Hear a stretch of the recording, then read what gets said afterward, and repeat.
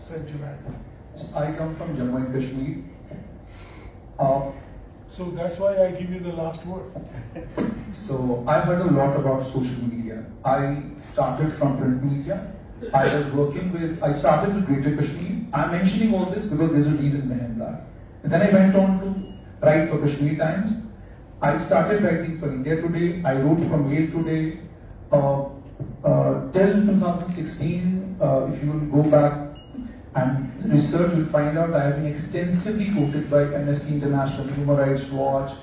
A number of books have been written where I've been quoted. But what I realized when I was working as a print journalist is print journalism has always been controlled. It has always had its inherent biases, prejudices. In the case of Jammu, I'm talking specifically about Jammu and Kashmir because I'm not aware what is happening in the rest of the world. I'm talking about Jammu and Kashmir. I'm talking about the institutions which have been extensively quoted all over the globe. I've worked in those institutions, and I'm saying that authority, they have had their biases, they have had their prejudices. And I reflect it right now. We have a galaxy of people here. There are journalists here, there are writers, there are intellectuals, there are so many people over here, and you all have read and you all have heard about Jammu and Kashmir a lot. Can anyone sitting here tell me how many forced migrations have taken place in Jammu and Kashmir since 1947? How many of you know about the forced migrations in Jammu and Kashmir? Is there anyone who can tell me about the number of migrations you have heard about? Quite a number actually. You might have heard about Kashmiri Pandits. They migrated from Kashmir Valley. They're living in Jammu. But what print media and what this mainstream media, you call it mainstream media, did with the news that I'm going to narrate. What they did was, because Kashmir, it was selling all over the globe, the focus remained on Kashmir. The migration that became focus of the entire globe was the migration of Kashmiri Pandits. I'm not saying that was bad, that was good because it actually helped Kashmiri Pandits, Kashmiri migrants. They were given quarters, they were given benefits, a package was announced for them. But you'll be surprised to hear that PUJK refugees, the refugees from Pakistan, we call it occupied Jammu and Kashmir, they call it administered. So the refugees from Pakistan occupied Jammu and Kashmir, nobody rehabilitated them in Jammu and Kashmir. Government did something for them, but whatever they did was on their own. Then comes West Pakistan refugees. They are the second class of refugees.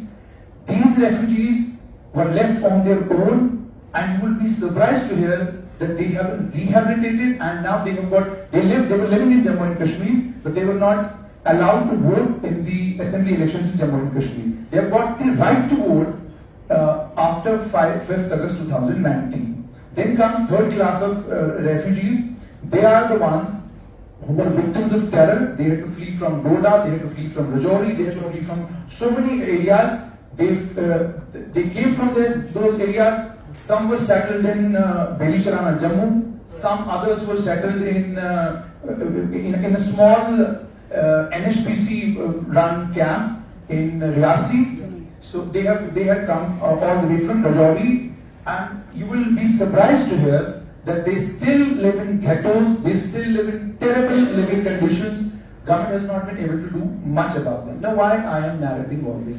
I am narrating all this because since the coming of this digital media, what has happened that those stories which were difficult to narrate, who had no buyer in New Delhi, who had no buyer in the mainstream media, we have started narrating these stories in the way they should be narrated to the entire globe. I am working on the social media since 2016. It is now almost 7 years, and I'm also, some people call me as one of the pioneers who started this digital media kind of thing in Jammu and Kashmir when there was no digital media. So what this digital media has done in Jammu and Kashmir, one, it has given voice to the voiceless. Two, the issue of forced migration. It's not only one kind of migration that should be talked about. There are several other migrations that have taken place in Jammu and Kashmir. how they have taken place, what happened to those people who migrated, how they are living now, what are their living conditions, that all is being reported right now. You'll be surprised while we all are discussing here whatever is happening, we are discussing post-migration. Doda, which is the most mountainous region of Jammu and Kashmir, and which from where flows Chenab, and which is the center of Indus water treatment. There is a village called Thatri, where cracks have started coming in the homes of the people living over there. Nobody reported it in the mainstream media.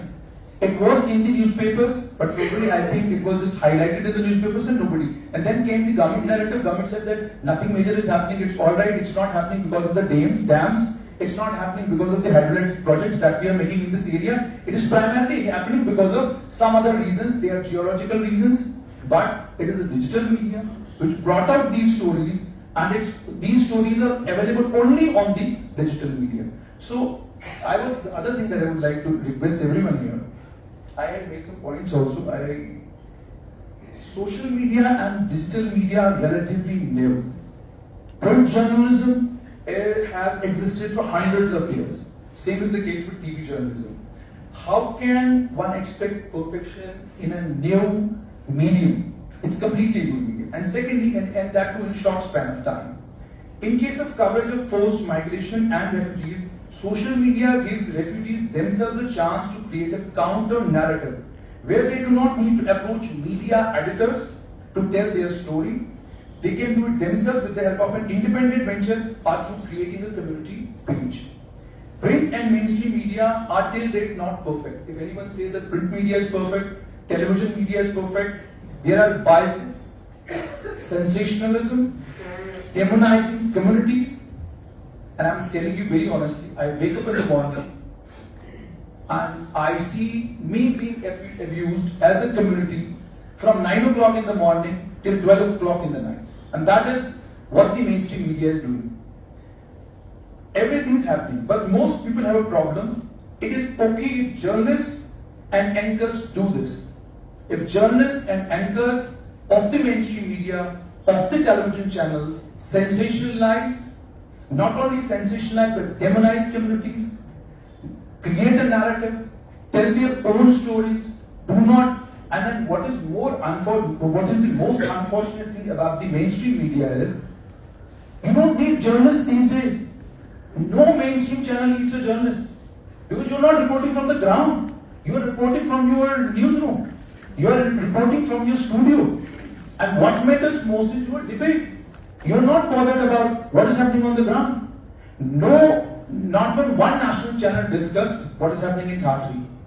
No national media channel discussed, and what makes this, national media deplorable is, some killing happens in our part of the world, in Jammu and Kashmir.